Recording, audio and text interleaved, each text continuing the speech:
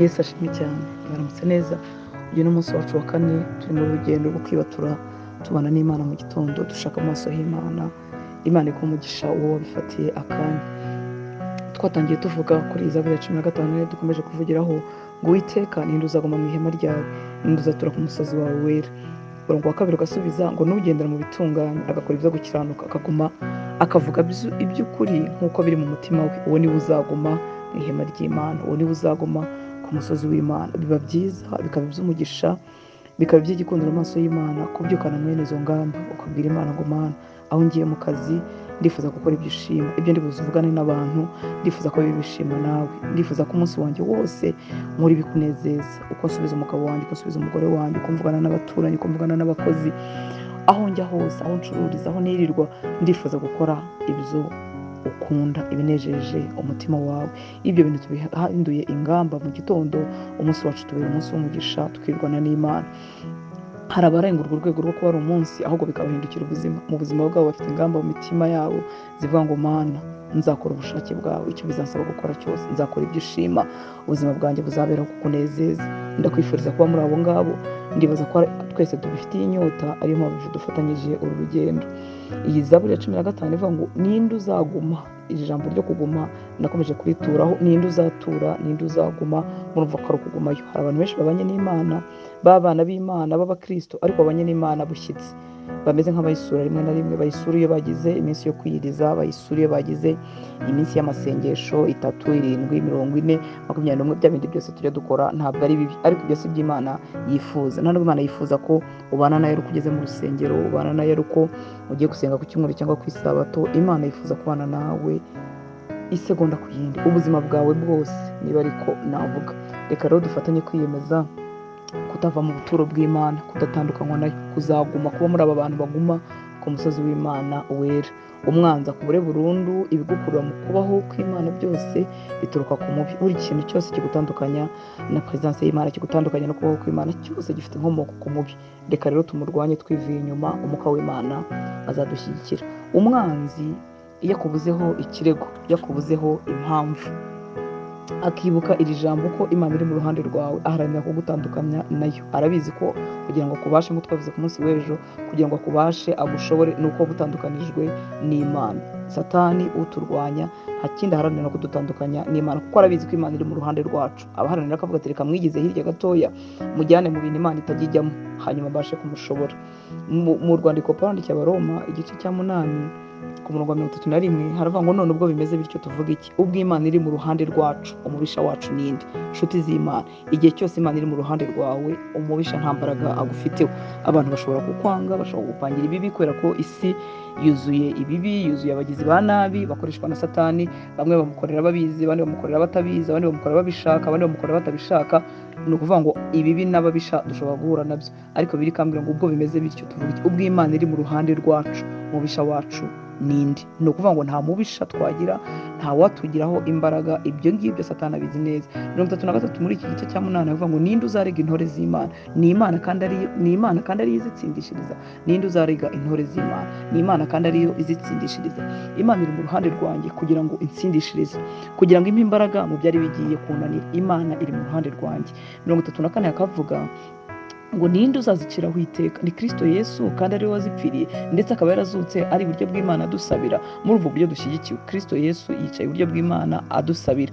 Imana Data iri mu ruhande rwacu, ntiyiteguye kuturwanya, ntabwo irimo irega abo yatoranyije, ahubwo irahari kugira ngo ibatsindishirize. Umwanzi ibi ngibi arabizi. Umwanzi ntabwo akubasha igihe cyose Data ari mu ruhande rwawe. Umwanzi aharanira kugukoresha ibibi, iby'Imana itaguherekezamo, kugira ngo akubone usa nkaho uri wenyine. Muranyumva nshuti z'Imana, aharanira kugukoresha ibibi, bya bindi Imana itari buguherekezemo. Ibyo si ibindi, ni ukutumvira Imana, cyangwa se n'icyaha. Umwanzi ahagarukira kubishyira mu mutima wawe, kubishyira mu buzima bwawe, kugira ngo kugeza ahantu Imana itari buguherekeze aho hantu. Turaza kurebera ku nkuru iri mu kubara. Baramu yashatse kuvuma ubwoko bw'Imana, biramunanira pe, kubera Imana yari iri muri ubwo bwoko. Yarabitegeye abaturuka impande zose, ashaka kubavuma kugira ngo ibyago n'amakuba bibabeho, ariko biramunanira. Nta kindi cyatumye atabasha kubavuma, nuko Imana yari muri ubwo bwoko. Iyo turebye mu gitabo cyo kubara igice cya 23, reka dusome umurongo wa 21 tugeze ku murongo wa 24, nongera kugukangurira gutinda mu ijambo ry'Imana. Ntago wamenya iby'Imana ishaka udatinze mu byo yavuze. Ariko dutinda muri Bibiliya usanga dufite igitekerezo cya Kristo kuri buri domene y'ubuzima, kuri buri gace kagize ubuzima tukaba dufite icyo Imana ibivugaho, tutarinze gutinda buri situation duhagaze imbere nkaba nzi uko nkwiriye kwitwara bigendanye n'iby'Imana ishima. Ibyo ntahandi hantu tubikura mu ijambo ry'Imana. Hano rero mu kubara 23 kuva ku murongo 21 haravuga ngo ntibonye gukiranirwa k'ubwoko bwa Yakobo, ubugoryi ntibubonye ku Bisiraheli. Uwiteka Imana iri kumwe nabo, ni umwami wabo, bayivugiriza impundu. Imana yabakuye muri Egiputa niyo ibajyana, ifite amaboko nk'ay'imbogo. Nta kuragura kuri mu bwoko bwa Yakobo, nta bupfumu buri mu Bisiraheli. Mu gihe cyategetswe abayakobo n'Abisiraheli bazabwirwa icyo Imana ikora. Dore ubwo bwoko bubaduka nk'intare y'ingore, buvumbuka nk'intare y'ingabo, ntizaryama itara ry'umuhigo, itaranywa amaraso yabishwe. Aya magambo arimo kuvuga kuri ubu bwoko bw'Imana, Balamu yaraje kugira ngo avume nk'uko Baraki yari yamuguriye kugira ngo bavume, ariko barimo baravuga gukomera kw'Imana iri hagati muri bo. Ngo Imana ntabwo ibonye kandi gukiranirwa muri ubu bwoko, ntibonye ubupfumu, ntibonye kuraguza, ntibonye ibyaha. Nicyo gituma uyu muvumo wa Balamu utari bufate. Nusoma muri iki gitabo cyo kubara igice cya 22, igice cya 23, igice cya 24 uraza kuhabona inkuru zinejeje zivuga ku mugisha ubu bwoko bufite n'uburyo ari ubwoko budasanzwe. Nta kindi cyabibashobozaga nuko Imana yari iri muri bo. Hari naho yabonye Kristo aravuga ngo arabona intare y'umuryango wa Yuda hagati muri bo, aramubona si ubu ngubu. Ni ukuvuga ngo Imana yari iri muri bo. Icyatumaga Imana iguma muri bo nuko nta kuraguza kwari kubarimo, nta guterekera kwari kubarimo, nta byaha bari barimo. Ni ukuvuga ngo Balamu yabashatseho ikibi akibaburaho, bituma umuvumo wa Balamu utabasha gufata. Ariko nusoma iki gice nurangiza kuri iki gice cya 24 ukajya ku gice cya 25, ubu bwoko bw'Imana umuvumo utabashaga gufata, Balamu yavumaga ntibikunde. Ku gice cya 25 bagiye kure y'Imana, umwanzi yarabashukashutse basambana n'abamowabukazi, bibakura mu kubaho kw'Imana, bibakura kuri wa musozi w'Imana turimo tuvuga, bituma ibyo Satani yabifurizaga bibageraho atarinze kuvunika. Ku gice kibanza 22, 23, 24 Balamu yashatse kubavuma, umuvumo ntiwafata. Kubera iki? Ngo ntabonye kuraguza muri ubwo bwoko, ntabonye mu bupfumu, nta kibi ababonyemo, bituma umuvumo utabafata. Nshuti z'Imana, Satani azahora yifuza kukukura mu kubaho kw'Imana, mu kwera kw'Imana kugira ngo abashe kukubasha. Nugera kuri igice cya 25 cyo kubara uraza kubona ukuntu ubu bwoko bwagiye kure y'Imana bugakora ibyangwa n'Uwiteka, bagasangana n'abamowabukazi, umwanzi agahita abagiraho imbaraga, ubwabo bagatangira gupfa hagati yabo, ubuzima bukababera bubi. Bakiri kumwe n'Imana Satani yabashoboye, batandukanye n'Imana gatoya Satani arabashobora. Nshuti y'Imana, kutumvira guhamagara Satani iwacu no mu byacu bimukingura umuryango akinjira byoroshye akatubasha. Iyo Data dusaba kumvira si uko ari umunyagitugu, ahubwo ni kubw'inyungu zacu. Iyo Data adusaba kumwumvira si uko ari umunyagitugu, nshuti z'Imana, ahubwo ni kubw'inyungu zacu. Ubu bwoko, iyi ni ishusho nziza y'ubuzima bwacu bwa buri munsi. Batangiye kutumvira Imana, imbaraga zabashizemo, baratsindwa, barananirwa, bagira ibyago n'amakuba bibabaho. Nyamara igihe uwabavumaga n'uwabifurizaga ibyago yabavumye ntabwo byashoboye kubafata, kubera ko bari bakiri mu kubaho kw'Imana. Ntabwo rero Data adusaba kumwumvira kuko ari umunyagitugu, kuko ashaka ko dukora ibintu nk'uko ashaka. Ni kubw'inyungu zacu, ni kubw'inyungu zawe nanjye. Iyo tugumye mu kubaho kw'Imana, uburinzi bw'Imana buduhoraho. Umwanzi Satani adushaka ntatubone. Ninde uzaguma mu ihema ry'Imana? Ninde uzatura ku musozi w'Imana wera? Nukomeza ibyo gukiranuka. Mu Migani igice cya 3 mbabarire, Imigani 3:33 haravuga ngo umuvumo w'Uwiteka uhora mu rugo rw'umunyabyaha, ariko ubuturo bw'umukiranutsi abuha umugisha. Nshuti y'Imana, icyaha kirahombya, kutumvira Imana birahombya, bihamagara ibibi, bihamagara Satani. Wikwemera gutandukanywa n'Imana. Umuvumo w'Uwiteka uhora mu rugo rw'umunyabyaha. Ese umuvumo uvuye ku Uwiteka wakubaho, wawukizwa n'iki? Watabarwa nande? Ubundi Satani aduteye ko duhungira ku Mana, ariko tekereza iri jambo, umuvumo w'Uwiteka uhora mu rugo rw'umunyabyaha. Erega Satani arabizi, niyo mpamvu yifuza kugukoresha icyaha. Nuko azi ko icyaha kigira inkurikizi, nuko azi ko icyaha kigira ingaruka, nuko azi ko icyaha kidutandukanya n'Imana, nuko azi ko mu cyaha Imana itaduherekezamo akatubona. Ngo ariko ubuturo bw'umukiranutsi abuha umugisha. Hari umugisha uri ku buturo bw'umukiranutsi. Wiva mu kubaho kw'Imana. Ibi si amasengesho menshi. Iyo mvuze ngo wiva mu kubaho kw'Imana, ntabwo mba mvuze amasengesho menshi, ahubwo ndavuga ubuzima buharanira kandi buhora bwumvira. Ubuzima buharanira kumvira kandi buhora bwumvira, niko gutura mu kubaho kw'Imana, niko kuguma ku musozi w'Imana wera.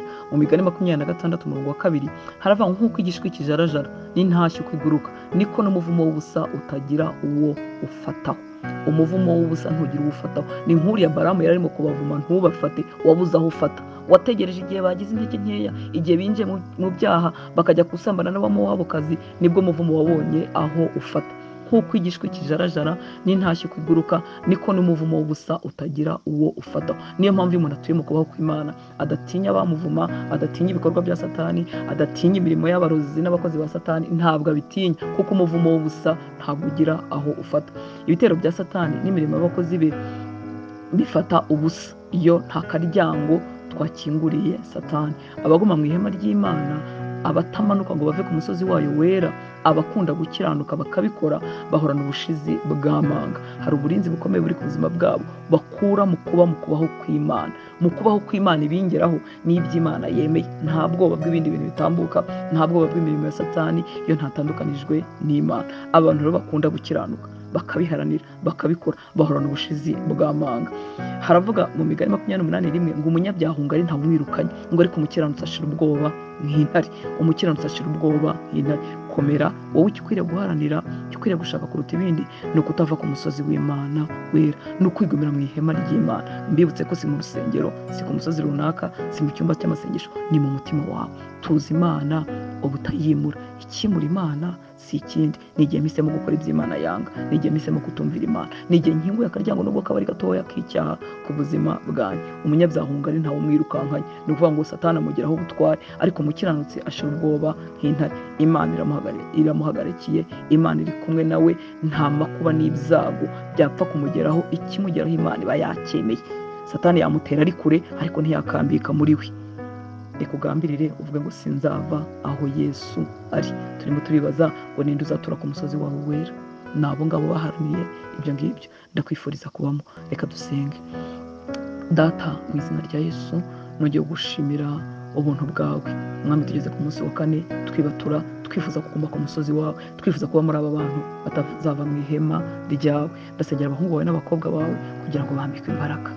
Twambika imbaraga mukunzi mwiza, ababishaka n'ababinyotewe, reka imbaraga zawe zitubeho kugira ngo tubishobore.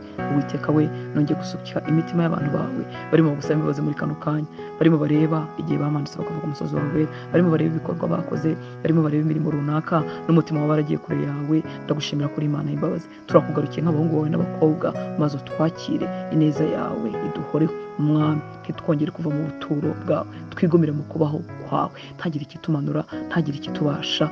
Urakoze Papa, icyubahiro cyose nikikugarukire, mu izina rya Yesu dusenze, amen.